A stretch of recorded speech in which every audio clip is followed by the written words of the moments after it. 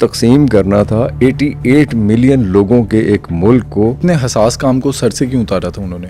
British ने बहुत जल्दबाजी में किया। कोई साजिश थी उनकी? उसके पास इतना बड़ा मैप भी नहीं था कि वो सब कुछ देख सकता, और उसने कभी इंडिया का दौरा भी नहीं किया हुआ था। असासे तकसीम कैसे किया? 14 अगस्त और ऑनवर्ड्स पाकिस्तान में खबरें थी कि पाकिस्तान में जो हमारे ब्यूरोक्रेट्स हैं उनके बंगलों की तज़ीनो आराइश के लिए 4 लाख रुपए मुख्तस कर दिए गए और 20,000 लोगों की पार्टी का इंतजाम हो रहा था। अब यहाँ जब 4-5 लाख की बात करते हैं उसका मतलब है कि आज के वो अरबों रुपए हैं। दिलीप कुमार, राज कपूर और देवानंद ये तीनों मिलने गए जवाहरलाल नेहरू से। इन्होंने ये पूछा कि जी आपका तो एडविना के साथ बड़ी कहानियां हमने सुनी है, तो क्या वो सारी सच्ची है? मेरे खानदान के लोग भी शामिल थे जो जलंधर से माइग्रेट करके आए, तो ये कहानियां तो मैंने खुद सुनी हुई। फौज की तकसीम कैसे हुई उस वक्त? मुसलमान फौजी पाकिस्तान में है, वो हिंदुस्तान की फौज में शामिल नहीं हो सकता। गांधी जी पाकिस्तान का दौरा करना चाहते थे और कह रहे थे मैं बगैर पासपोर्ट के दौरा करूंगा पाकिस्तान का। अब अपने बच्चों को जो निसाब पढ़ाते हैं उनमें ये सारी बातें नहीं बताते। आज़ाद तो एक ही दिन हुए थे, बल्कि आज़ादी की दाग पेल तो कुछ दिन पहले ही डल चुकी थी जब ट्रांसफ़र ऑफ पावर की बात हो गई थी ब्रिटिश के साथ, लॉर्ड माउंटबेटन के साथ। लेकिन 2 मुख्तलिफ डोमिनियंस बनने जा रही थी, तो जाहिर है जब उन्होंने ये कहा कि हम कल्चरली एक दूसरे से डिफरेंट हैं, हम लोग आइडियोलॉजिकली एक दूसरे से डिफरेंट हैं, हम लोग इमोशनली और अपने आर्किटेक्चर में, अपने आर्ट में, अपने रहन सहन में फ़र्क रखते हैं एक दूसरे से बहुत ज़्यादा, और इतना बड़ा फ़र्क रखते हैं कि हम एक दूसरे के साथ रह ही नहीं सकते, और 2 मुख्तलिफ डोमिनियंस बन रही। तो ज़ाहिर है उन्होंने अपनी जो आज़ादी है उसको मनाने के लिए भी कुछ ना कुछ तखसीस तो करनी थी। तो इस तरह 14 और 15 का, वरना कोई फ़र्क नहीं है। ये जो ट्रांसफ़र ऑफ पावर है ये ब्रिटिश ने पहले से ही फैसला कर लिया था कि हम हिंदुस्तानियों को देंगे, तो हिंदुस्तानी तो उस वक्त सारे ही थे बिल्कुल। तो ये अगर 14 और 15 का मनाया जा रहा है, कुछ लोग कहते हैं कि जी अनाउंसमेंट 13 अगस्त को हुई थी, कोई कहता है 14 अगस्त को हुई थी, कोई कहता है मिडनाइट को हुई थी। वैसे एक किताब भी है फ्रीडम एट मिडनाइट, डोमिनिक, वो उसमें भी ऐसे ही है कि रात में 12 बजे से पहले हो गई थी। एग्जैक्टली, ये बाद में हो गई थी, लेकिन उससे कोई फ़र्क नहीं पड़ता, पहले हो बाद में हो, हिंदुस्तान आज़ाद हो चुका था इनफैक्ट ब्रिटिश से। और अगर आप इसे बहुत स्ट्रिक्ट टर्म्स में देखें तो गवर्नर जनरल तो लॉर्ड माउंटबेटन को उन्होंने बना दिया, और यहाँ भी तकरीबात हो रही थी, गवर्नर जनरल साहब आ रहे थे, पाकिस्तान में भी आ रहे थे तकरीबात के लिए, उनके शान में कसीदे भी पढ़े जा रहे थे, टोस्ट भी उछाले जा रहे थे, किंग शशम की सेहत की दुआ भी मांगी जा रही थी पाकिस्तान में, और 20,000 लोगों के खाने का इंतज़ाम भी किया जा रहा था, सब कुछ हो रहा था। तो हैप्पी गो लकी माहौल था, ऐसा नहीं था कि बहुत ज़्यादा कोई बदएतमादी की फ़ज़ा थी। अच्छा, ब्रिटिशर्स ने ये बहुत जल्दबाजी में नहीं किया जो एस्केप लिया? ब्रिटिश ने बहुत जल्दबाजी में किया। कोई साजिश थी उनकी इसके पीछे? अच्छा, बहुत से लोग इस बात से शायद इत्तेफाक ना करें, लेकिन मैं ज़ाती तौर पे ये समझता हूँ, मेरी जो नाक़िस राय है कि ब्रिटिश जब साजिश करते हैं तो वो आपके भले, आपको इस बात का यकीन दिला के करते हैं कि जो कुछ वो कह रहे हैं वो आपके भले के लिए कह रहे हैं। अच्छा। मसलन सेपरेट इलेक्टोरेट की बात हुई, जब सेपरेट इलेक्टोरेट, मुसलमान भी खुश हुए, हिंदू भी खुश हुए, सब लोग खुश हुए कि ठीक है जी हम अपने अपने कम्युनिटीज़ में वोट देंगे, अपने लोगों को ऊपर लेके आएंगे। और उस वक्त की ज़रूरत भी थी क्योंकि कोई पसमानदा था, कोई जाहिल था, कोई पढ़ा लिखा नहीं था, किसी के पास रोज़गार नहीं था, कोई पैसा हुआ था, कोई रांदा दरगाह था, तो और कोई मुतमव्विल था तो वो मुतमव्विल लोगों को। बहरहाल ये सब हिंदुस्तान का एक सेटअप था। लेकिन मसला ये है कि सेपरेट इलेक्टोरेट ने लोगों को कम्यूनल ग्राउंड्स पे अलहदा कर दिया। ये होना नहीं चाहिए था। सब लोगों को, मतलब मुसलमान जो थे वो हिंदू को वोट देते अगर कोई हिंदू अच्छा काम करने वाला था या ज़्यादा समझ बूझ रखता था, जो भी उनका मयार होना चाहिए था। अगर आप देखें तो सेपरेट इलेक्टोरेट को आप लोग तो समझते हैं, या हम तो ये समझते हैं कि हमारे फ़ायदे की चीज़ थी, लेकिन इनफैक्ट वो अंग्रेज़ की साजिश थी। और इसमें नुकसान क्या था? नुकसान ये था कि अपने कम्यूनल मज़हब की बुनियाद के ऊपर यहाँ पे अगर ये कहा जाए खुदा न खास्ता इस मुल्क में कि अहले तशीह जो हैं वो अहले तशीह के नुमाइंदों को वोट देंगे और सुन्नी जो है सुन्नी के नुमाइंदे को वोट देंगे, तो आप क्या समझते हैं कि फैब्रिक कायम रहेगा सोसाइटी का? तो वहाँ भी नहीं रहा हिंदुस्तान में। भाई मसला तो वहाँ नौकरियों का, नुमाइंदगी का, जॉब्स का, महंगाई का, फेमिन था, वो जो था कहत पड़ा हुआ था, मसाइल तो वो थे, लगान के मसले थे, टैक्स के मसले थे, जो बरतानवी सारे हिंदुस्तान की दौलत लूट के जा रहे थे और हिंदुस्तान कमज़ोर हो चुका था, जंग में झोंक दिया था उन्होंने, कैनन फॉडर के तौर पे इस्तेमाल किया था हिंदुस्तान को, हिंदुस्तानियों की मेहनत को, हिंदुस्तानियों के वसाइल को। इनफैक्ट तो उसका मदावा चाह रहे थे वो। आपने उन्हें मजहबी लड़ाइयों में उलझा दिया, सिख हिंदू बना दिया है या मुसलमान बना दिया है, कुछ बना दिया है, और उन्हीं की बुनियाद के ऊपर आप उन्हें इलेक्शन लड़वा रहे हैं। और ये बड़े खुश थे कि हम इलेक्शन लड़ रहे हैं, लेकिन एक्चुअली वो बुनियाद थी, साजिश थी उनकी। अब अगर मैं, बहुत से लोग इस बात का मजाक भी उड़ाएंगे कि साजिश तो नहीं, ये तो भले की बात थी, लेकिन मैं समझता हूँ कि ये एक साजिश थी। और एक जब अंग्रेज़ साजिश करता है तो वो ऐसे ही करता है, वो आपको इस बात का यकीन दिला देता है कि ये आपके भले का है, आपके भले की चीज़ है। अच्छा, 14 अगस्त 1947 के दिन दोनों मुल्कों में हो क्या रहा था? पंजाब में तो मार कुटाई चल रही थी बहुत ज़्यादा, क्योंकि इसमें हुआ ये कि जो रैडक्लिफ की रिपोर्ट थी वो लॉर्ड माउंटबेटन ने थोड़ी डिले करवा दी थी। पहले तो बहुत शोर मचाया हुआ था माउंटबेटन ने कि जल्दी से 15 अगस्त तक हर सूरत में हमें बाउंड्री कमीशन की रिपोर्ट चाहिए, जिस पे कि रैडक्लिफ नहीं मान रहे थे। रैडक्लिफ ने बल्कि नेहरू और जिन्ना साहब को बुलाया भी अपने पास और उनसे पूछा कि क्या ये इतनी जल्दी मुमकिन है, क्या ये ऐसी ही जल्दी है आपको? तो दोनों ने कहा, नेहरू ने भी और जिन्ना साहब ने भी, कि आपको ये मुकम्मल करना है काम 15 अगस्त तक। तो 1 महीने से कुछ ज़्यादा थे उसके पास ये काम करने के लिए, और बहुत गर्मी के दिन थे ज़ाहिर है जब वो आया वहाँ से, और उसके पास मैप भी नहीं था। मैप भी उसने रॉयल इंजीनियरिंग किसी जो इदारा था वहाँ से और मैप मंगवाया, और वो मैप पुराना भी था, उसके पास इतना बड़ा मैप भी नहीं था कि वो सब कुछ देख सकता। और उसने कभी इंडिया का दौरा भी नहीं किया हुआ था रैडक्लिफ ने, और उसे तकसीम करना था 88 मिलियन लोगों के एक मुल्क को, 1,75,000 स्क्वायर माइल्स के इलाके को, और उस बेचारे को ये नहीं पता, उसने सिर्फ एक दौरा किया हुआ था। फिजिकली विजिट किया था जब वो लाइन ड्रॉ कर रहे थे? नहीं, मतलब हवाई दौरा किया था थोड़ा बहुत, वो भी बंगाल का। पंजाब को उसको कुछ पता नहीं था, उसे पंजाब की सेंसिटिविटी का ही अंदाज़ा नहीं था, बल्कि और फिर जो आपके कमीशन के मेंबरान थे उनमें से कुछ लोग जाके उससे मिले भी, किसी ने जाके कहा भी गया कि दार्जिलिंग को खुदा ना खास्ता पाकिस्तान को ना दीजिएगा, वहाँ मेरी फैमिली रहती है। ये जो हमारे यहाँ एक हिंदुस्तान में उसको भी कल्चर था सब कॉन्टिनेंट का। लोगों ने बहुत ज़्यादा, जब कोई खाना खाने के लिए जाया करता था, लंच वगैरह डिनर वगैरह करने के लिए बाहर निकलता था, तो लोग इकट्ठे हो जाया करते थे। लोग एहतजाज भी करते थे कि हमारी ज़मीनें हैं, हमारे कुएँ हैं, हमारी नहरी निज़ाम है, बर्बाद हो जाएंगे, इसे काटिएगा नहीं, इधर ना दीजिएगा, उधर ना दीजिएगा। अच्छा, वो खैर उसने अपनी रिपोर्ट बना ली थी। अच्छा, वैसे इतने हसास काम को सर से क्यों उतारा था उन्होंने? रैडक्लिफ, माउंटबेटन का प्रेशर था, माउंटबेटन का बहुत ज़्यादा प्रेशर था कि इसको, पहली बात है कि इंग्लैंड ने जो माउंटबेटन को टाइम दिया हुआ था वो 1948 तक का टाइम दिया हुआ था हिंदुस्तान से निकलने का, लेकिन माउंटबेटन को जल्दी थी। माउंटबेटन ने ये ख़त लिख कर बताया कि हिंदुस्तान में सिविल वॉर शुरू हो जाएगी अगर हम जल्द ट्रांसफ़र नहीं करेंगे पावर को। एग्जैक्टली, उसने कहा बारूद भरा जहाज़ है ये हिंदुस्तान इस वक्त, ये कभी भी यहाँ आग लग सकती है, तो हमें यहाँ से निकलना है, इसलिए वो जल्दी से निकलने की।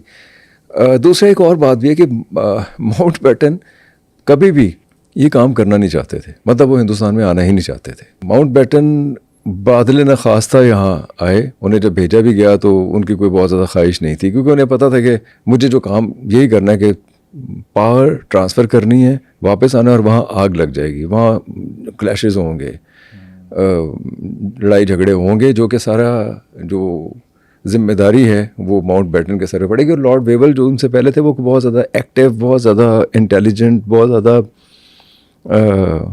मामला फ़हम नहीं थे। माउंटबेटन बहरहाल मामला फ़हम, उन्हें अंदाज़ा था कि ये सब होगा, अंदाज़ा था, माउंटबेटन का अंदाज़ा था। अच्छा, माउंटबेटन और जिन्ना साहब के ताल्लुकात कैसे थे? अगर आप नेहरू के मुकाबले में पूछते हैं तो बहुत ज़्यादा ट्रस्ट नहीं था उसे जिन्ना साहब पे। देखिए, हमें माउंटबेटन की जो पाश जानिबदारी नज़र आती है वो ज़्यादा बाउंड्री कमीशन के हवाले से बहुत ज़्यादा नज़र आती है। ताल्लुकात का आलम यह है कि नेहरू ने खुद ऑफ़र की थी उन्हें गवर्नर जनरल बनने की, गांधी ने खुद जाके ऑफ़र की थी गवर्नर जनरल बनने की। और ऐसे क्यों किया था? इससे तो इन्फ्लुएंस कायम ना होता ब्रिटिशर्स का। मैं अर्ज़ करता हूँ, माउंटबेटन का ये ख्याल था कि जिन्ना तो बड़े आराम से मान जाएंगे इस चीज़ पे, गवर्नर जनरल बनाने पे। क्योंकि जिन्ना साहब ने नेहरू के सामने इस बात का इजहार किया था, ये नेहरू का कहना है, नेहरू के इजहार किया था कि हम गवर्नर माउंट बैटन को बीच में रखते हैं सरबराह के तौर पे, चाहे वो दोनों मुल्कों का सरबराह बन जाए, ताकि ट्रांसफ़र ऑफ पावर में आसानी रहे, डिस्ट्रीब्यूशन ऑफ रिसोर्सेज में आसानी रहे, और स्मूथली ये सारा कुछ, दोनों डोमिनियंस प्रिंसली स्टेट्स ने भी शामिल होना था, स्मूथली ये सब कुछ हो जाए। ये नेहरू का ख्याल था। नेहरू ने इस बात का इजहार भी किया था कि माउंट बैटन के सामने। लिहाजा माउंट बैटन बहुत क्लियर था कि जिन्ना साहब मान जाएंगे, लेकिन जिन्ना साहब को जब उसने कहा तो जिन्ना साहब ने इनकार कर दिया। उन्होंने कहा कि मतलब उन्होंने इस बात का इजहार किया कि मैं खुद गवर्नर जनरल बनूंगा। तो यहाँ कोई एक, या जिन्ना साहब को माउंट बैटन पे कोई ट्रस्ट नहीं था, जो कि शायद नहीं था, और माउंट बैटन या ओवर थिंक कर रहा था या वो ओवर एक्सपेक्ट कर रहा था जिन्ना साहब। अगर जिन्ना साहब माउंट बैटन को पाकिस्तान का गवर्नर जनरल बना देते तो इससे जूनागढ़ पाकिस्तान को मिल सकता था। जूनागढ़ में हालांकि तमाम लवाजमात पूरे हो रहे थे। मसलन जब प्रिंसली स्टेट्स को ये कहा गया कि आप ऑटोक्रेटिक गवर्नमेंट से निकल के रिस्पॉन्सिबल गवर्नमेंट की तरफ जाएं और अपने नुमाइंदे रखें, तो जूनागढ़ उन चंद पहली रियासतों में से थी जिन्होंने अपने नुमाइंदे रखे थे, जो हिंदू भी थे, मुसलमान भी थे, दूसरे लोग भी थे। और लेकिन महाबत खान जब भाग ही गए तो प्लेट में रखकर पेश कर दिया उन्होंने सरदार पटेल को जूनागढ़। फिर माउंट बैटन को गांधी जी ने जो है गवर्नर जनरल बना दिया इंडिया का, क्या फ़ायदा हुआ? उन्हें जूनागढ़ मिल गया, गुरदासपुर मिल गया, फिरोज़पुर मिल गया, हैदराबाद मिल गया, एक कॉरिडोर मिल गया बंगाल में जो साउथ को नॉर्थ से कनेक्ट करता था, साउथ बंगाल को नॉर्थ बंगाल से कनेक्ट करता था, जो मुसलमान मेजॉरिटी एरिया था, वो मिल गया। और माउंट बैटन जो है वो खुशी से बने थे, बहुत बहुत ज़्यादा खुशी से। गो कि वो लिखते तो ये हैं कि मेरे लिए बड़ा मुश्किल फ़ैसला था, मुश्किल मरहला था, मैं नहीं करना चाह रहा था। बल्कि गांधी जब उनके पास गए और जाके उन्हें ऑफ़र की, गांधी ने कहा कि हमने कोई 150 साल लिए हैं अंग्रेज़ से जान छुड़वाने के लिए, आपकी कौम से जान छुड़वाने के लिए, आपके ख़िलाफ़ हमने जद्दोजहद की है, और आप ही को अब हम गवर्नर जनरल बनाने की ऑफ़र कर रहे हैं। तो माउंट बैटन ने बड़ी ज़बरदस्त बात की। उसने कहा he wants me to clean my own toilet, यानी जो मैंने मेस क्रिएट किया है या मेस किया हुआ है उसको मुझे ही समेटना है, इसलिए मुझे गवर्नर जनरल बना रहे हैं। तो जो फ़ायदा हुआ वो एक्चुअली गांधी के बारे में भी, गांधी जी बहुत ज़्यादा ज़ीरक, होशमंद, दूरंदेश आदमी थे। उन्होंने बहुत ज़्यादा माउंट बैटन से ये कहा कि फसादात फैल जाएंगे, ट्रांसफ़र ऑफ पॉपुलेशन की तरफ भी इशारा दिया था गांधी जी ने, लेकिन वो ज़्यादा बंगाल की तरफ था, क्योंकि बंगाल में जब जिन्ना साहब ने डायरेक्ट एक्शन की कॉल दी थी तो वहाँ हुसैन शहीद सोहरवर्दी थे, और उनके ज़ेरे जो इल्ज़ाम लगता है वो ये कि उनकी ज़ेरे निगरानी बहुत से हिंदू कत्ल हुए थे, वहाँ बहुत ज़्यादा हिंदू कत्ल हुए थे, हज़ारों की तादाद में हिंदू कत्ल हुए थे, और वहाँ बहुत फसादात फूटने का अंदेशा था। और फिर पंजाब में भी इसी तरह से हुआ। पंजाब में तो ये एक्सपेक्ट भी नहीं कर रहे थे। मैंने बताया ना, अगर कोई लीडर एक्सपेक्ट कर रहा था कोई फसादात फूटने का, रॉयट्स का, तो वो गांधी थे। और इसीलिए गांधी जब इंडिपेंडेंस डे फेस्टिविटीज़ चल रही थी तो गांधी वहाँ नहीं थे, दिल्ली में नहीं थे या नॉर्थ में नहीं थे, वो कैलकाटा गए हुए थे, क्योंकि कैलकाटा के अंदर फसादात का ख़तरा था।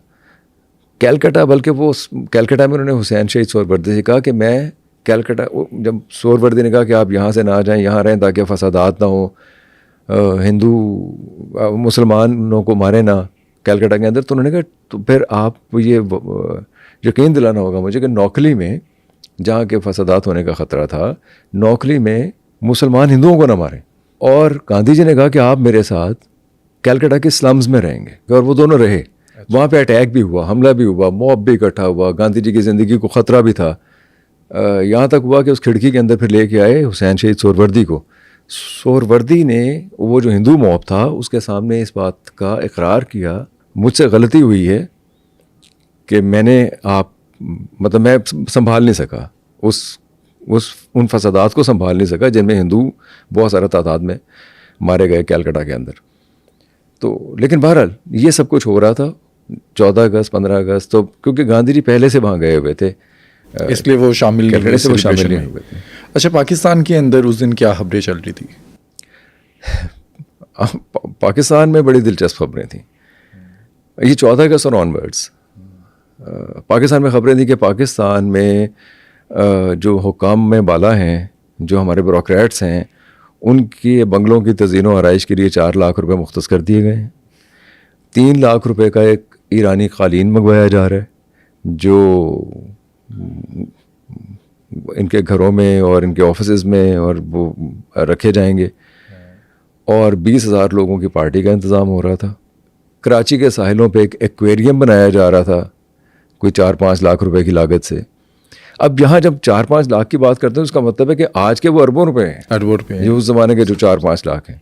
तो ये खबरें चल रही थी, ये हो भी रहा था, लेकिन उसके साथ साथ पंजाब में बहरहाल फसादात भी थे। यहाँ बहुत से महाजरीन इकट्ठे थे, 600 कैंप्स थे, आप ये समझ लीजिए महाजरीन के, पनाह गुज़ीनों के, जो भारत से आए थे, जिनमें मेरे भी ख़ानदान के दोनों तरह के, मतलब मेरे ख़ानदान के लोग भी शामिल थे जो जलंधर से माइग्रेट करके आए। तो ये कहानियाँ तो मैंने खुद सुनी हुई कि यहाँ आके वो कैंपों के अंदर रहे, क्योंकि मेरा ननिहाल और ददियाल दोनों जलंधर से, तो सारा ख़ानदान ही वहाँ से आया था, और लुटता पिटता, मार खाता, जुल्म सहता, किसी तरीके से भागता दौड़ता, अपने बच्चों को रोता पीटता बहरहाल यहाँ पहुँचा था।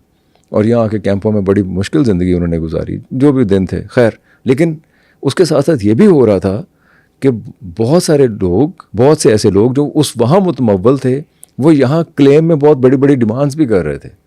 और पाकिस्तान में करप्शन का अगर सिलसिला शुरू हुआ है तो कहा यह जाता है कि वो उन क्लेम्स से शुरू होता है जो पार्टीशन के वक्त, जो पार्टीशन का इंडिया में नहीं हुआ था। इंडिया में आप गए तो हर एक ने ज़िंदगी बिल्कुल नीचे से शुरू की, खुद मेहनत की और अपने माल दौलत जो भी कमाई वो कमाई।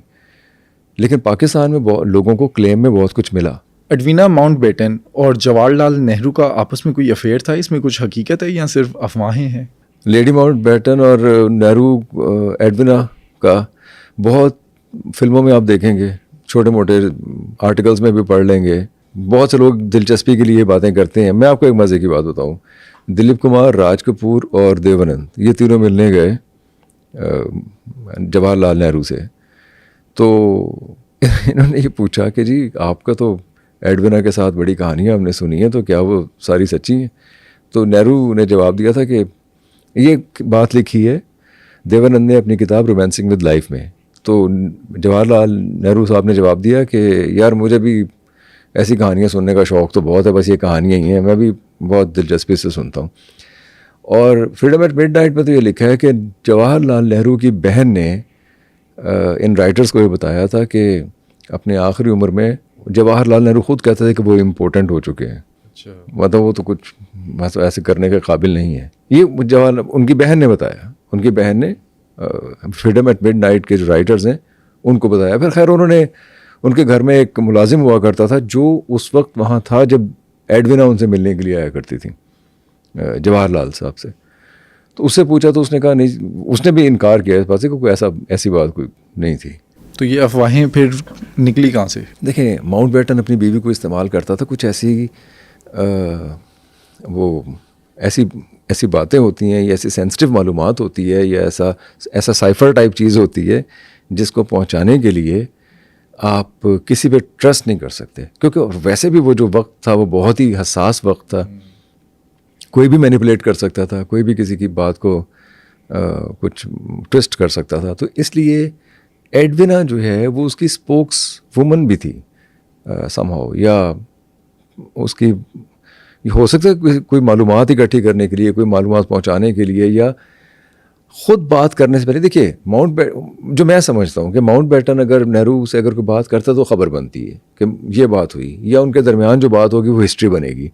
उस हिस्ट्री के बनने से पहले माउंटबेटन एडवीना को यूज़ करके उनका माइंड रीड कर लिया करता था, या पूछ लिया करता था कि वो क्या सोच रहे हैं, क्योंकि मुसलसल फ़ैसले सामने आ रहे थे, फ़ैसले करने पड़ रहे थे, बहुत से मामलात में मनाया जा रहा था, जिसमें सबसे अहम तो कैबिनेट मिशन प्लान है। कैबिनेट मिशन प्लान एक बहुत ज़बरदस्त, आप देखिए कि 1947 में पाकिस्तान बना ना, 1946 में कैबिनेट मिशन प्लान आता है।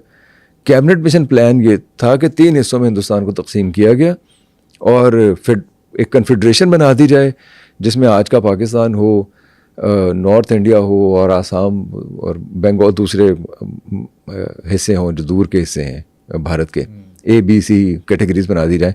तो जिन्ना साहब तो मान गए थे कैबिनेट मिशन प्लान को, ये बड़ी ही दिलचस्प बात है कि कैबिनेट मिशन प्लान को जिन्ना साहब ने एक्सेप्ट कर लिया था। इसका मतलब है जिन्ना साहब नहीं तकसीम जा रहे थे उस वक्त, वो कोई बहुत ज़्यादा तकसीम के साथ कमिटेड नहीं थे, वो मुसलमानों के राइट्स के साथ कमिटेड थे। और ये बात डॉक्टर आयशा जलाल भी करती हैं। डॉक्टर आयशा जलाल ये कहती हैं कि तकसीम की जो बात है उसको जिन्ना साहब एक बारगेनिंग टूल के तौर पे यूज़ कर रहे थे।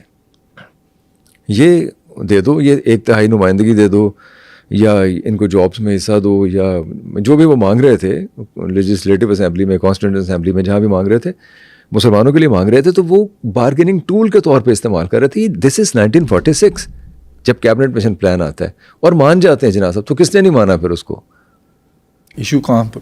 इशू है कि नेहरू ने नहीं माना, जवाहरलाल नेहरू ने नहीं माना। उन्होंने ये कहा कि हम एक कमज़ोर सेंटर नहीं लेके चल सकते। जिन्ना साहब से एक मुलाकात में उन्होंने यह कहा कि मैं तो मानता हूँ, पटेल नहीं मानता। अच्छा, इनकी आपस में लड़ाई भी थी नेहरू और पटेल की, वो किस बात पे लड़ाई थी? नेहरू 56 थे, उनकी एज 72 थे। पटेल जिसने कांग्रेस का सदर बनना था, जाहिर है वही प्राइम मिनिस्टर भी बन रहा था। ये भी एक मामला था। जब प्रोविंसेस की तरफ से वोटिंग हुई तो नेहरू को किसी ने वोट नहीं दिया, पटेल की तरफ वोट थे। उसकी वजह कि पटेल बहुत इंस्ट्रूमेंटल भी थे, बहुत एक्टिव भी थे, बहुत प्रिंसली स्टेट्स को शामिल करने में भी उनका बड़ा अहम किरदार था। फिर वैसे भी थोड़े से वो ज़्यादा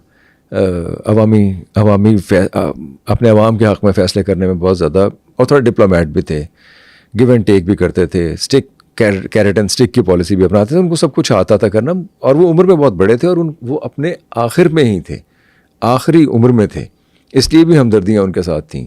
तो नेहरू को किसी ने वोट नहीं दिया, लेकिन पटेल को दिया। अच्छा, फिर गांधी जी ने नेहरू को क्यों वज़ीर आज़म बनाया? गांधी जी ये कहते हैं कि मैंने नेहरू से कहा कि आपको प्रोविंशियल तो कोई वोट पड़ा ही नहीं है, वोट है ही नहीं आपके पास, कोई आपके हक़ में है नहीं कि आप वज़ीर आज़म बने, तो ये आप पटेल को बनने दें। तो उस वक्त तो वो चुप रहे, उनके अदब में चुप रहे। लेकिन बाद में उन्होंने कह दिया कि वो इसके ऊपर समझौता नहीं कर सकते, यानी वो ही वज़ीर आज़म बनेंगे। नेहरू ने गांधी से कहा, और गांधी लूज़ नहीं करना चाहते थे किसी भी सूरत में, नेहरू को लूज़ नहीं करना चाहते थे। और उनकी जो गैर रजामंदी है या उनका एक्टिव ना होना है उस वक्त पॉलिटिक्स में, वो अफोर्ड नहीं कर सकते थे, क्योंकि वो बैकलैश होता उस चीज़ का बहुत ज़्यादा बुरे तरीके से। इसलिए उन्होंने नेहरू को वज़ीर आज़म बनने दिया। आज़ादी के बाद सरदार पटेल ने छोटी रियासतों को कैसे भारत में शामिल किया था? देखिए 560 रियासतें थीं। 560 रियासतों में ये थोड़ा सरदार पटेल को बहुत ज़्यादा क्रेडिट हम भी देते हैं। हाँ, हम ज़िमरात, ये जो हमारे भारतीय भाई हैं, बहुत ज़्यादा क्रेडिट देते हैं कि पटेल साहब ने यूनिफाई कर दिया, इंडिया को इकट्ठा कर दिया, मिला दिया। 560 प्रिंसली स्टेट्स थीं। लॉर्ड माउंटबेटन ने बार बार ये कहा, मुसलसल ये कहा कि आपको किसी एक डोमिनियन को इन एनी वे कबूल करना है, या आप पाकिस्तान में शामिल हो या हिंदुस्तान में शामिल हो, वरना जो डोमेस्टिक अगर कोई वायलेंस आपके अंदर होता है, या कोई मूवमेंट होती है अपने स्टेट से बाहर, या आपका कोई ट्रेड है जो अग्रीमेंट होता है, हम क्राउन आपके साथ वो नहीं कर सकता। ये तमाम प्रिंसली स्टेट्स को बार बार कहा गया कि क्राउन नहीं करेगा आपके साथ कोई भी मुआहदा जब तक कि आप किसी एक डोमिनियन के साथ शामिल नहीं होंगे। तो ये तो बहुत वाज़ेह ऐलान था। इसके बाद तो बहुत सी रियासतों ने इल्हाक कर लिया। जो नहीं जिन्होंने किया वो थे जूनागढ़, कश्मीर, मणिपुर, हैदराबाद, ये रियासतें थी जिन्होंने नहीं किया। जूनागढ़ की मैंने पहले बात की भी है। जूनागढ़ या जो फ़िरोज़पुर में वाटर रिजर्वायर, वाटर का जो कैनाल थी, जो पानी था, वो एक महाराजा बीकानेर की ज़मीनों को जाता था, जिसकी वजह से माउंटबेटन ने रेड क्लिफ को इन्फ्लुएंस किया कि फ़िरोज़पुर आपने इंडिया को देना है।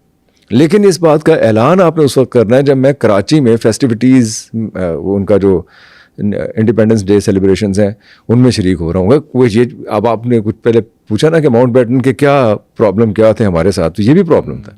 उसने फ़िरोज़पुर को इसलिए दिया कि महाराजा बीकानेर की ज़मीनें सैराब हो सकें, और इस बात का ऐलान उस वक्त हो जब वो कराची में हो, ताकि उसके ऊपर कोई बात ही ना आए। तो इस तरह की चालाकियाँ तो उसने की। हैदराबाद के अंदर धौंस धमकी भी की उसने। अगर जूनागढ़ पाकिस्तान के साथ मिल जाता तो फिर तो कोई प्ली न रह जाती, फिर तो ये एक मिसाल बन जाती कि अगर आप हिंदू रूलर हैं और आपकी रियाया मुसलमान है, या अगर आप मुसलमान रूलर हैं आपकी रियाया हिंदू है, तो आप आज़ाद हैं, आप इल्हाक कर सकते हैं जिसके साथ करना चाहें। तो वो होने नहीं देना चाह रहा था कि कोई ऐसी मिसाल ना बने। तो पटेल ने इसलिए फौजी कार्रवाई की धमकी भी दी हैदराबाद के अंदर, उन्हें इन्फ्लुएंस भी किया, लालच भी दिया, कैरेट एंड स्टिक की पॉलिसी भी अपनाई। लेकिन इसमें एक चीज़ है, इसमें ब्रिटिश की चालाकी ये थी कि जोग्राफिकल कॉन्ग्नुइटी बहुत ज़रूरी थी, कनेक्टिविटी बहुत ज़रूरी थी रियासतों के लिए। ये लाजमी तो शायद नहीं था, लेकिन ये ज़रूरी था कि अच्छा हो कि अगर आप उन डोमिनियन के साथ शामिल हो जाएं अपनी मर्ज़ी से, जिनके साथ आपकी कॉन्ग्नुइटी है, कोई आप करीब हैं जिनके। तो हैदराबाद तो आपके करीब नहीं था, वो तो बहुत दूर था, वो तो आप संभाल भी नहीं सकते थे आप। तो इसलिए वो कोई बहुत अच्छा हल नहीं था पाकिस्तान के। पाकिस्तान ने ज़्यादा फोकस किया हैदराबाद निज़ाम की वजह से, निज़ाम के पास पैसा बहुत था। और कश्मीर के ऊपर तो बात नहीं बहुत अरसे तक की। कश्मीर 15 अगस्त से लेकर 27 अक्टूबर तक तो वैसे भी इल्हाक किसी वो एक, अब हम तो ये समझेंगे अगर उसने किसी के साथ भी इल्हाक नहीं किया तो वो या तो मुअल्लक था खला में, या वो एक इंडिपेंडेंट डिसीजन ले रहे थे। अच्छा, पाकिस्तान और भारत ने असासे तकसीम कैसे किए? पाकिस्तान और भारत ने रेशो थी 17.5 जो पाकिस्तान को मिलने थे, लेकिन लाइबिलिटीज़ भी थी, क्योंकि अंग्रेज़ जब यहाँ से गए, बात याद रखने वाली कि तो 500 मिलियन का कर्ज भी छोड़ के गया था। वो वॉर कर्ज भी यहाँ पे था, लाइबिलिटीज़ भी थी। पाकिस्तान के पास 17.5 की अगर रेशो थी, जिससे उसने असासे लेने थे, तो कैश लेना था, पैसे लेने थे। लेकिन जो मूवेबल एसेट्स थे वो 80-20 की रेशो थी। बहुत पहले से माउंट बैटन ने तमाम इदारों से कह भी दिया था कि आप अपना हिसाब करके रखें। हर जगह पे हिसाब चल भी रहा था। फिर एक कमीशन भी कायम हो गया, उस कमीशन में लियाकत अली खान भी थे, उधर से भी लोग थे, बाद में जिन्ना साहब भी आ गए उस कमीशन में। लेकिन इसमें बड़ी दिलचस्प बात यह है, अब दिलचस्प लगती है, उस वक्त तो ज़ाहिर है बहुत ज़्यादा अलार्मिंग थी, कि हर बड़ा बड़ा ब्यूरोक्रेट जो किसी ज़माने में ना मतलब खुदा बन के फिरा करते थे ज़मीन पे, वो छोटे छोटे मेज़ों कुर्सियों के लिए लड़ना शुरू हो गए थे। मतलब लाहौर का एक एसपी है पेट्रिक रिच, वो कहता है कि मैं जब तकसीम कर रहा था, ये अपने असासे तकसीम कर रहा था, एक हिंदू और एक मुसलमान अपने सबॉर्डिनेट्स के दरमियान, तो हमने किसी को पगड़ी दे दी, किसी को स्टिक दे दी, किसी को मेज़ दे दिया, किसी को कुर्सी दे दी, किसी को कुछ, किसी को जो हाथ आया। एंड पे एक ट्रम्पेट रह गई, वो जो बड़ी सी ट्रम्पेट होती है वो रह गई। तो उस ट्रम्पेट के लिए दोनों हाथापाई हो गई थी, उनकी लड़ाई झगड़े शुरू हो गए थे। इसमें वैसे और भी बहुत सी चीज़ें हैं। मसलन ये कि जो विडोज़ थी, उन विडोज़ को पेंशन कौन देगा, ये एक बहुत बड़ा मसला सामने आया था। फिर 11,000 टन चावल थे जो सिंध ने भेज दिए थे मरकज़ को, और ये ज़माना वो है जब आप फैमिन रिडन कंट्री है सब कॉन्टिनेंट, उसमें 11,000 टन तो वो खैर इन्हें वापस कभी नहीं मिले थे। कैदियों के तो बात इसी तरह से हुए। वो कैसे हुए थे?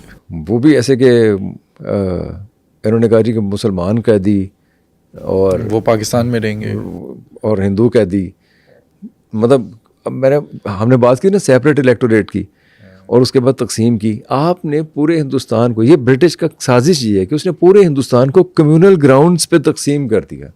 अब आप आज तक हमारा पर्सपेक्टिव ये है कि हिंदू है, मुसलमान है, सिख है, हिंदू मुसलमान सिख, हम उस पर्सपेक्टिव में सोचते हैं। अच्छा, वैसे इन दोनों में फ़र्क क्या है? दो कौमी नज़रिया हमारा था, हिंदू और मुस्लिम दो अलग कौमें, लेकिन असल में हिंदू और मुस्लिम का आपस में फ़र्क क्या है? इसकी 2-3 सतहें हैं इस सवाल की। हिंदू और मुसलमान इस कायनात को बनाने वाला कोई एक खुदा मानते हैं, वो उसे ईश्वर कहते हैं, भगवान कहते हैं, या कुछ भी कहें, आप खुदा कहते हैं। फ़र्क क्या है?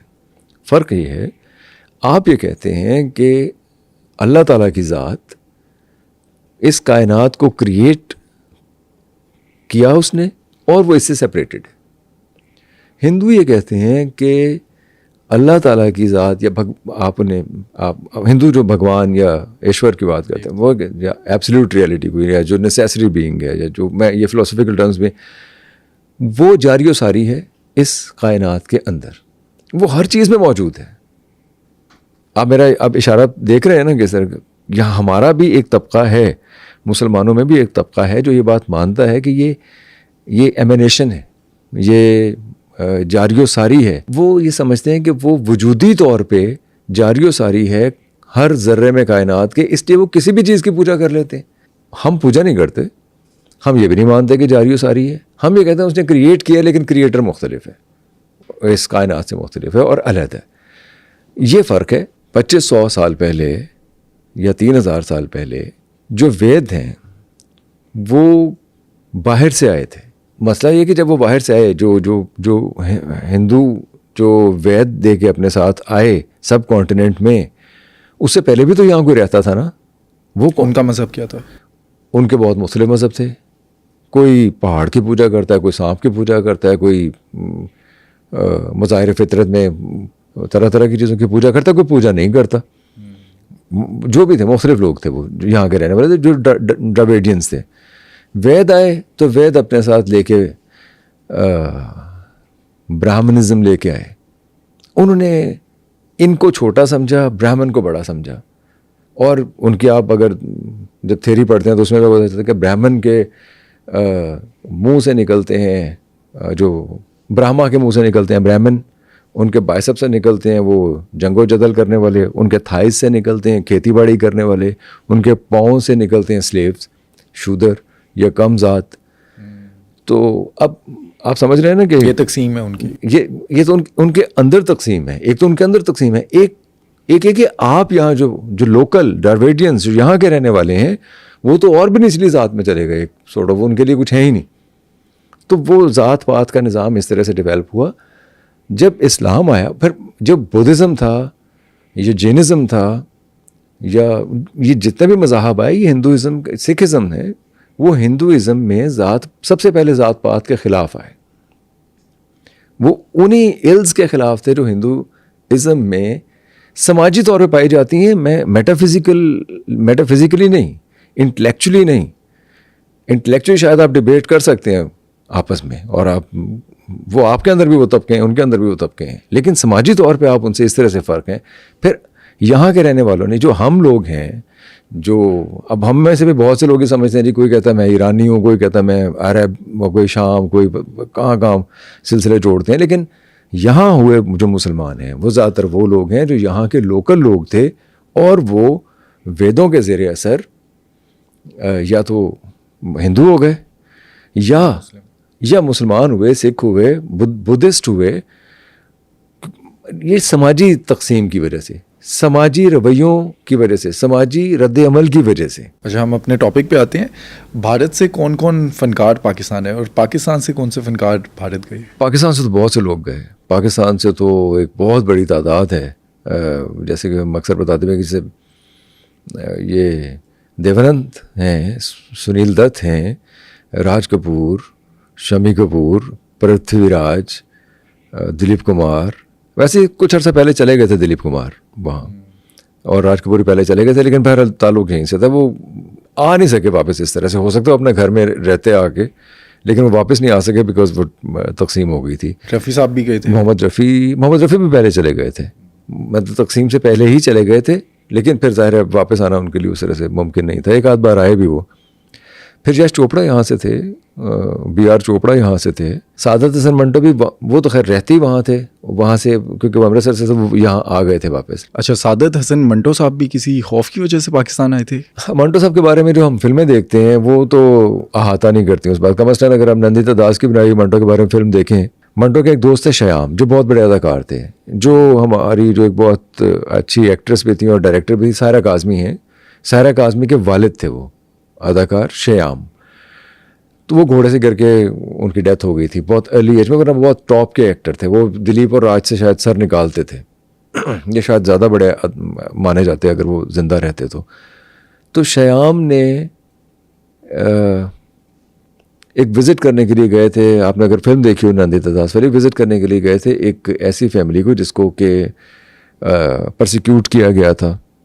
तो वापसी पे श्याम बहुत डिस्टर्ब थे, तो और मुसलमानों ने परसिक्यूट किया था। तो श्याम ने कहा कि मेरा बस चले तो मैं इनको मार दूं।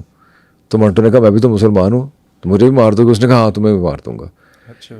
दो बहुत अच्छे करीबी दोस्त हैं। कभी आप मंटो का वो खाका पढ़िए, मुरली की धुन, वो उन्होंने लिखा है श्याम के हवाले से, श्याम के साथ दोस्ती के हवाले से। वो ऐसी बेमिसाल दोस्ती है उनकी कि आप मज़ा आ जाएगा आपको वो अफसाना, वो खाका पढ़ के। ख़त्म ऐसे हुई कि मंटो ने ये महसूस किया, जब मेरा इतना करीबी दोस्त मुझे ये कह सकता है कि वो मुझे मार सकता है इन फसादात और ये जो कम्युनलिज्म है इसके ज़रिए असर, उसके जज्बात इतने भड़क सकते हैं, तो कोई भी मुझे मार सकता है।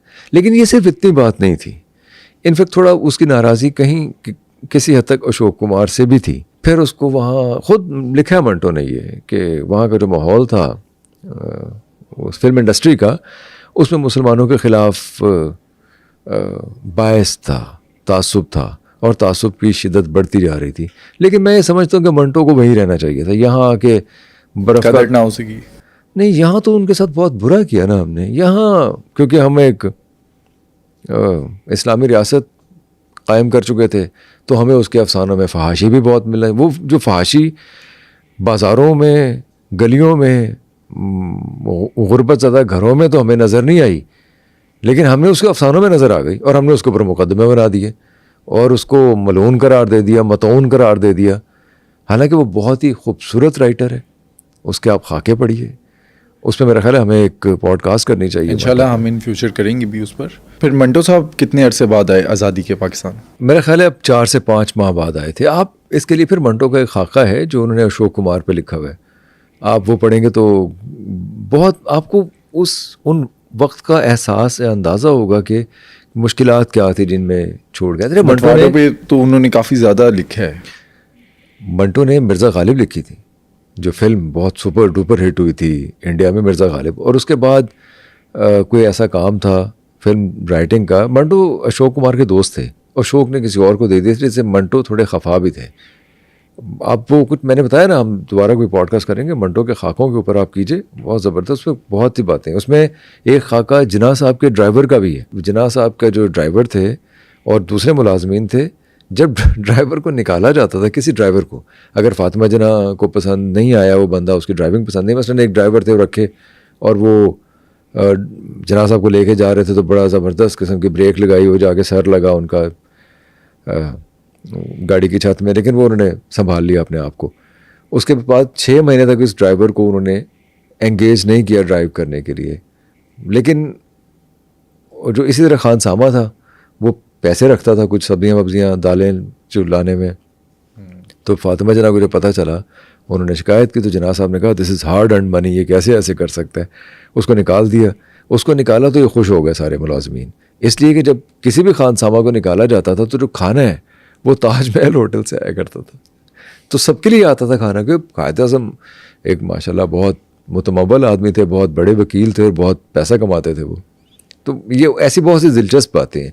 ऐसी बातें भी हैं कि बेटी के साथ जब उनकी नाराज़ी हुई, जब वो शादी करने जा रही थी, तो उन्होंने वो वक्त कैसे गुजारा, अपने आप पे ज़ब्त कैसे किया, वो रिएक्ट कैसे करते थे, अपना रद्द अमल ज़ाहिर नहीं करते थे। ये सारी बातें बड़ी ज़बरदस्त उसके अंदर हैं। अच्छा, इस पे अगर थोड़ा आप रोशनी डालें तो क्या रिएक्शन क्या था उनका? रिएक्शन ये था कि वो कहते हैं कि जिन्ना साहब की जब बेटी ने शादी का फ़ैसला किया, तो ज़ाहिर है जिन्ना साहब को ये पसंद नहीं था फ़ैसला, वो इससे एग्री भी नहीं कर रहे थे।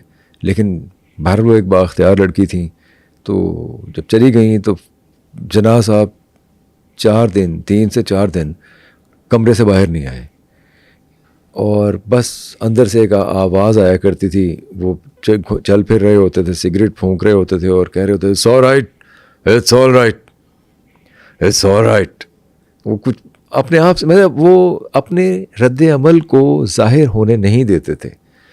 ये शायद उनकी ट्रेनिंग का हिस्सा था जब वो इंग्लैंड में भी रहे, या वैसे भी मिजाज का भी हिस्सा था बहरहाल। अच्छा, हिजरत जो है वो आज़ादी से पहले ही स्टार्ट हो गई थी या आज़ादी के बाद भी चलती रही, और मुकम्मल कब हुई? आज़ादी के बाद ही ज़्यादा हुई, और 14 अगस्त के बाद तो बहुत ज़्यादा तेज़ी आई इसके अंदर। एक्चुअली जब लोग जाना आना शुरू हो गए, बॉर्डर क्रॉस करना शुरू हो गए, और फसादात भी हो रहे थे, जो जुल्म हुआ वो ये हुआ कि एक मुसलमान पुलिस वाला मुसलमान बुलवाइयों के ख़िलाफ़ कार्रवाई नहीं कर रहा था। एक तो ये, फिर दूसरा जो फोर्स तैनात की माउंटबेटन ने, वो बहुत कमज़ोर फोर्स थी, बहुत कम थी, वो इतने बड़े स्केल पे फसादात को नहीं रोक सकती थी। क्योंकि फसादात की अगर हम कहानियाँ सुनाने बैठेंगे तो आप शायद हम रोना शुरू कर दें। मतलब लोगों की बेटियों को काटा गया, हौलनाक कहानी वो है। बहुत हौलनाक कहानी है, वो बहुत बहुत खौफनाक कहानी है। तो वो फिर जानिबदारी, अगर वो हिंदू है और वो हिंदू मेजॉरिटी एरिया में है तो वो हिंदू बुलवाइयों को नहीं रोक रहा, क्योंकि दोनों तरफ से सफाकी का मुजाहरा किया गया बहुत शदीद। उसको ये रुका जब उन्होंने नेपाल से गुरखा फोर्स को लाके तैनात किया, क्योंकि वो गैर जानिबदार थे। एक तो ये हुआ, तो वो जो ट्रांसफ़र, उसके बाद तो इन्होंने खैर एक ट्रांसफ़र ऑफ पॉपुलेशन के लिए कुछ कायदे कानून भी बना दिए, तबादला भी होना शुरू हो गया। लेकिन जो शुरू का दौर था, जो 2-4 माह थे, वो बहुत ही संगीन थे, उसमें बहुत कत्ल खारत हुई। फ़ौज की तकसीम कैसे हुई उस वक्त? फ़ौज की तकसीम भी एक बड़ी लंबी चौड़ी कहानी है कि इन्होंने फिर कहा कि जो मुसलमान फ़ौजी पाकिस्तान में है वो हिंदुस्तान की फ़ौज में शामिल नहीं हो सकता। जो हिंदू फ़ौजी इंडियन फ़ौज में है, जो अब इंडिया बन चुका था, वो पाकिस्तान की फ़ौज में नहीं जा सकते। एक तो बात क्लियर थी। दूसरा, बाकी लोग जो हैं वो अपने अपने करस्पॉन्डिंग आर्मीज़ में जा सकते हैं। यानी मुसलमान है और वो पाकिस्तान में है तो वहाँ रह सकते हैं, हिंदू है और वहाँ है तो रह सकते हैं। तो इस तरह से उसकी तकसीम हुई। लेकिन फिर भी ऐसी बहुत सी जगह थी जहाँ जैसे कहीं वैकेंसीज़ थी, कहीं वैकेंसीज़ नहीं थी, उनके लिए ग्रेजुअली इन्होंने तकसीम की। पाकिस्तान के हिस्से में भी बहुत से फ़ौजी आए जिन्होंने बाद में संभाला। आके एक फ़ौजी की दास्तान याकूब ख़ान की भी बड़ी अहम है लखनऊ के अंदर, जो अपनी माँ को छोड़ के पाकिस्तान आ गए थे, क्योंकि उन्होंने कहा था लखनऊ में वो तकरीबन 1500 साल से बैठे हुए थे, उनका ख़ानदान बैठा हुआ था। उन्होंने बहुत सी लड़ाइयाँ लड़ी थी। उसकी माँ ने कहा भी कि हमने तो म्यूटनी में भी हिस्सा लिया, हमने किस किस का दौर, किस किस का जुल्म नहीं देखा, हमने हमेशा विद स्टैंड किया, वी फेस्ड एवरीथिंग, वो सारे जुल्म हमने सहे। तो अब तुम जा रहे हो। उसने कहा यहाँ अब कुछ रह नहीं गया, हमारे लिए कुछ नहीं है। मुसलमान था, वो पाकिस्तान आ गया, फिर वो कश्मीर में तैनात हो गया।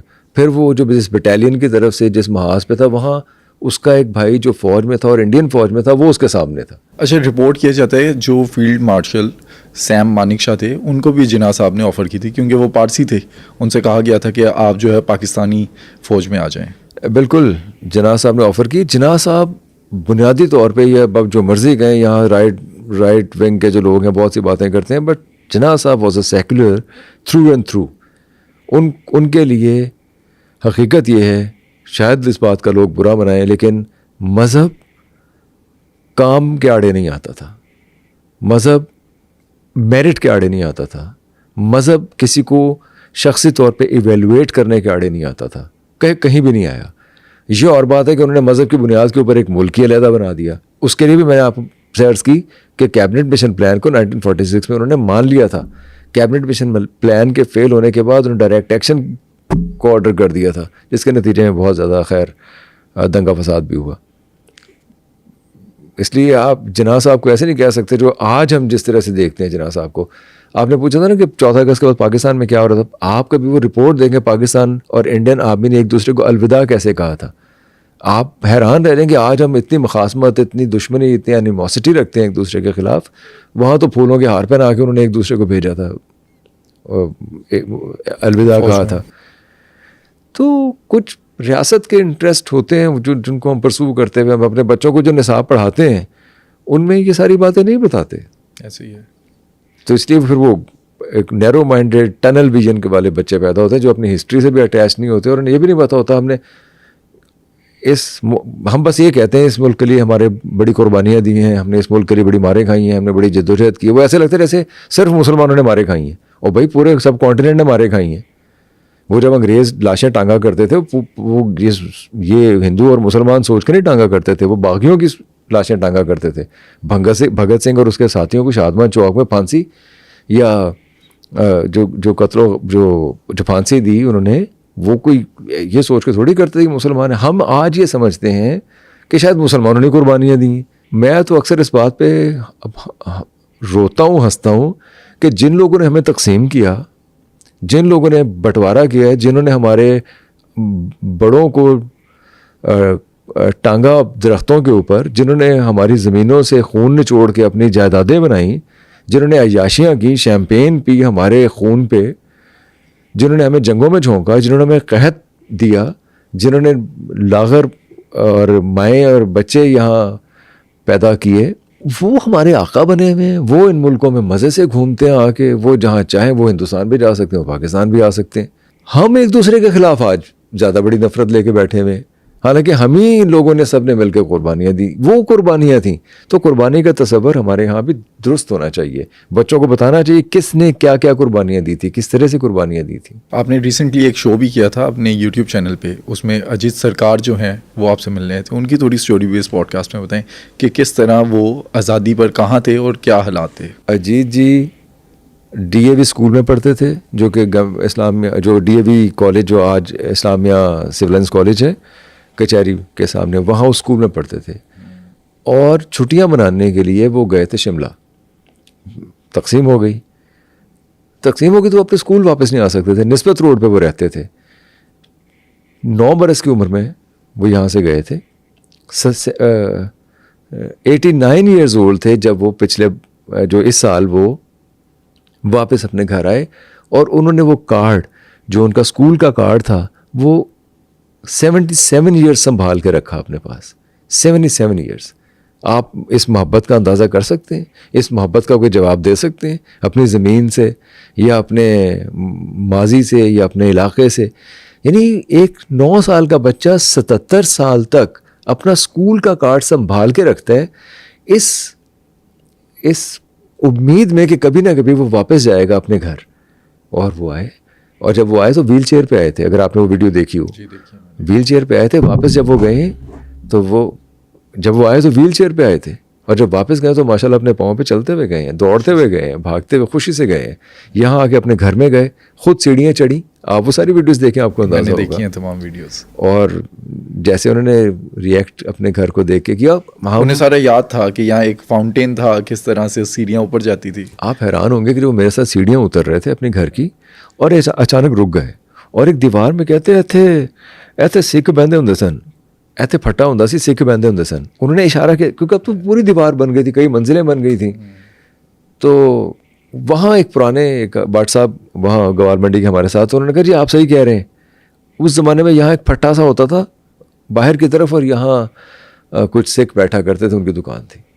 उन्हें एक चीज़ याद थी, दरख्त, पौधे, जगह, हर चीज़ याद थी, अपना स्कूल याद था।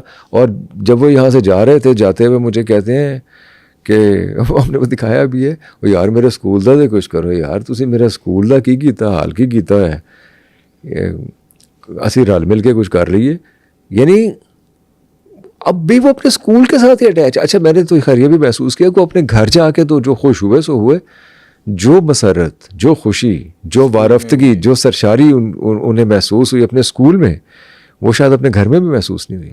अच्छा, रिजर्व बैंक ने पाकिस्तान के पैसे क्यों रोके थे और कितना नुकसान हुआ था इस वजह से?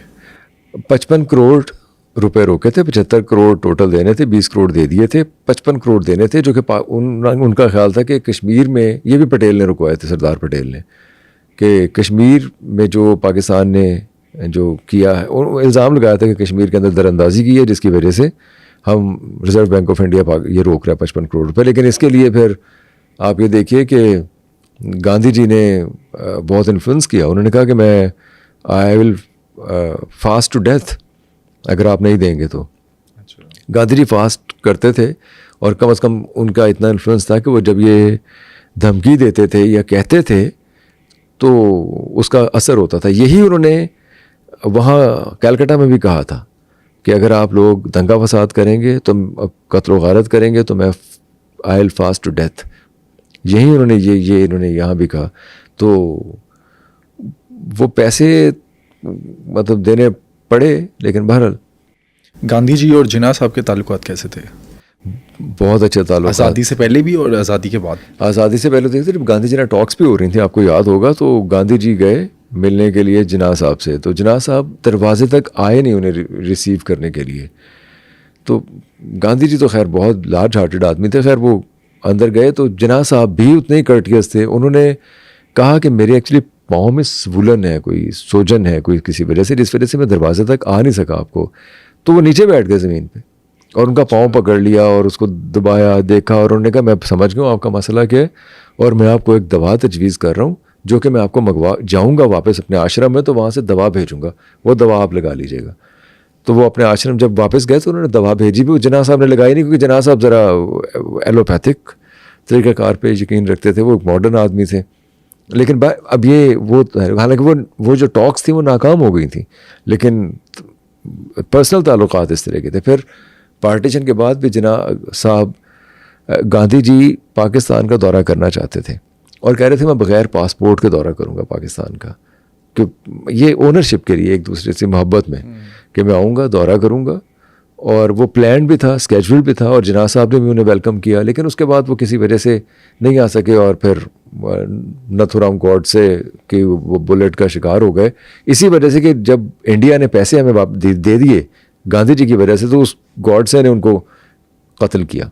तो ताल्लुकात की नौईता फिर पाकिस्तान में शोक भी मनाया गया जब गांधी जी का मर्डर हुआ। तो ये ऐसे ताल्लुकात थे जिसे हम अब बहुत ज़्यादा भयानक बना चुके हैं। अच्छा, गांधी जी की ज़ब्त की पॉलिसी क्या थी? हाँ, ये बात बहुत डिस्कस होती है। गांधी जी की सेक्सुअल कॉन्टिनेंस की एक जिनसी ज़ब्त की पॉलिसी थी, जो उन्होंने 1906 में अपनी बीवी से कहा कि मैं आपके करीब आइंदा से नहीं आऊँगा, बस जो हो गया वो हो गया। ज़ब्त की पॉलिसी में एक फ़िलॉसफी थी, वो उससे कोई अग्री करे या ना करे, या वो किस हद तक आप मुंतबिक कर सकते हैं माशरे पे, मैं नहीं समझता। कोई ज़्यादा इंसानी फितरत के ख़िलाफ़ है तो शायद उस तरह ना होती हो। लेकिन गांधी जी की फ़िलॉसफी ये थी कि आपने ख़ुद को कंडीशन ऐसे करना है, ट्रेन ऐसे करना है, अपने आप को मारना नहीं है, अपने आप को रेगुलेट ऐसे करना है कि अगर आप देवी वीनस के साथ भी सो रहे हों और वो ब्रहना हो, यानी देवी वीनस जो खूबसूरती की देवी है, अगर आप उसके साथ भी सो रहे हैं और वो ब्रहना है, तो आप में कोई सेक्सुअल इज़्तिराब, डिस्टर्बेंस नहीं होनी चाहिए। ये उनकी पॉलिसी थी। 30 बरस तक वो इस पॉलिसी पे कारबंद रहे। फिर बल्कि एक रात उन्हें ये महसूस हुआ कि वो उस ज़ब्त, यानी कंट्रोल नहीं, एक तो कह रहे हैं कि आप कंट्रोल करें कि यार आपको एक चीज़ अच्छी लगती है, आप उसे हासिल करना चाहते हैं और आप उसके साथ लुत्फ़ हासिल करना चाहते हैं, लेकिन कर नहीं सकते क्योंकि समाजी मजबूरी है, मजहबी मजबूरी है, कोई और मजबूरी है। ये नहीं, आप अपने आप को प्योरीफाई ऐसे करें कि उसके होने और ना होने से नहीं। उन्होंने मिसाल दी कि अगर आप वीनस के साथ भी लेटे हुए या सो रहे हैं तो आपको उसका ब्रहना होना या उसकी खूबसूरती या उसका जिस्म डिस्टर्ब ना कर सके। ये डिस्टर्बेंस का लफ्ज़ उन्होंने लिखा हुआ है बार बार। तो इस तरह वो ट्रेन करना चाह रहे थे अपने तमाम फॉलोअर्स को कि वो औरत मर्द की जो, ताकि वो औरत मर्द जेंडर की जो अट्रैक्शन है और उससे जो डिस्टर्बेंस क्रिएट होती है, या जिससे कोई भी बदएतमादी या बिगाड़ पैदा होने की कोई सूरत हो सकती है, वो ना हो। वो इस तरह से कंडीशन करना चाह रहे थे। और ख़ुद वो फिर इसीलिए वो मन्नो उनके साथ सोती थी और वो साथ सोते थे। और उन्होंने मन्नो से पूछा कि तुम्हें कभी ऐसे महसूस हुआ, मैं माँ बन के तुम्हारे साथ सोता हूँ, तो तुम्हें कभी कुछ ऐसा महसूस हुआ कि मैं माँ नहीं हूँ या कोई? उसने कहा नहीं, आप माँ बन के। मन्नो ने एक दफ़ा लिखा भी अपनी डायरी में, उन्होंने लिखा, डायरी में लिखा भी कि वो एक दफ़ा उनके कोई डायरिया का प्रॉब्लम था, नहीं क्या, तो बड़े इस तरह की बड़े परेशानी थी। फिर उन्होंने दवा वगैरह दी, नहलाया धुलाया, और फिर हम दोनों सो गए और बड़े कोजिली हम दोनों सुबह तक सोते रहे, मन्नो ने लिखा। लेकिन एक चीज़ है, क्योंकि हिंदुस्तान का मुआशरा उस ज़माने में जो था, बिहार जाते हुए मन्नो फिर साथ नहीं गई थी, बिकॉज वो रिएक्शन का ख़तरा था, क्योंकि कंजर्वेटिव सोसाइटी में गांधी जी की इस फिलॉसफी को शायद वो नहीं समझ सकते थे, इसलिए बिहार कंट्रोवर्शियल किया गया था इस चीज़ को। कंट्रोवर्शियल किया गया, देखिए वो हो मैंने अर्ज़ किया ना, वो इंसानी फितरत के ख़िलाफ़ ज़रूर हो सकती है, लेकिन बहरहाल उनका मतम नज़र कुछ और था। गांधी जी का वो ज़ब्त की पॉलिसी ये नहीं थी कि आप खूबसूरती को देख के ख़ुद को कंट्रोल कर लें और उसे हासिल करने की ख्वाहिश को दबा लें और डिस्टर्ब रहें कि यार ये मुझे नहीं मिली, काश ये मुझे मिल जाती, ये खूबसूरत चीज़ नहीं। वो ऐसे ही हो आपके लिए जैसे ये मेज़ कुर्सी और ये माइक और ये सब लाइट वाइट पड़ी हुई है। आप उतने ही बेनियाज रहें उससे। कुछ इस तरह की पॉलिसी थी उनकी, अगर मैं बता सकूं ठीक तरीके से तो। एक लास्ट सवाल है मेरा, क्या में पाकिस्तान के बाद हालात नॉर्मलाइज कितने अरसे में हुए पाकिस्तान में और इंडिया में? मेरा ख्याल है कि 1-1.5 साल में फसादात तो ख़त्म हो गए थे, 2-4 महीनों में ख़त्म हो गए थे फसादात जब बन गया, क्योंकि फसादात तो वही रहे ना, जब उधर से लोग इधर आना शुरू हुए, इधर से उधर आना शुरू हुए, तो वो माइग्रेशन जो है, वो जो फसादात रहे वो तो चंद माह तक रहे, चंद माह तक। वो कि माइग्रेशन का अमल लंबे अरसे तक जारी रहा, 3 साल तक, 4 साल तक लोग आते रहे, अब तक आ रहे हैं लोग। तो अब भारत से जो लोग, यूपी के ख़ास तौर पर जो लोग आते हैं, वो तो अब तक आ रहे हैं, वो हिंदू, लेकिन वो अपनी मर्ज़ी से आ रहे हैं, वो अपनी जायदादें छोड़ के बेहतर मुस्तकबिल के लिए आते रहे पाकिस्तान में, अपनी मर्ज़ी से आते रहे। ये जो पंजाब की तकसीम थी, तो इनफैक्ट असल महाजिर तो ये हैं जो अपना घर बार छोड़ के पंजाब में जो है, जो पंजाब में जो बॉर्डर क्रॉस किया, जिन्होंने बाउंड्री लाइन क्रॉस की और यहाँ आए और यहाँ के पनाह गुज़ीन बने रहे, आके मुश्किलात देखी, वो महाजिर हैं। हाँ, सिंध में जो Hindu area, majority Hindu area थे, उनको इजाज़त ही नहीं मिली कि वो इंडिया के साथ शामिल हों। ये और बात है, अगर इंडिया के साथ शामिल होने की इजाज़त मिल जाती तो फिर वहाँ माइग्रेशन की सूरत हाल कुछ और होती, वो लोग वहाँ कुछ और तरह की माइग्रेशन होती फिर, जो कि अब तक हो रही है। लेकिन अब तो इस वजह से हो रही है ना कि हम उन्हें अनफॉर्चुनेटली परसिक्यूशन की वजह से उन्हें जाना पड़ता है। जब ऐसी खबरें आती हैं, आप सुनते हैं ना कि हिंदू लड़की को मुसलमान हो गई और शादी कर ली, तो वो ठीक है, वो कर भी लेते होंगे मुसलमान वो, लेकिन बहरहाल ऐसी खबरें भी हैं कि उनके साथ जुल्म भी होता है। तो तकरीबन 5000 हिंदू ख़ानदान जो हैं वो माइग्रेट कर चुके हैं इंडिया, तो अब तक माइग्रेशन चल रही है, मैं तो ये समझता हूँ। और वहाँ से भी आते हैं इधर? अब कम आते हैं वहाँ से, कश्मीर में ज़्यादा हमने देखा था। जब ज़लज़ला आया, ज़लज़ले के दौरान कुपवाड़ा, बारामूला वगैरह से लोग आए हुए थे, लेकिन यहाँ से जो हिंदू हैं वो ज़्यादा गए हैं इंडिया परसिक्यूशन की वजह से।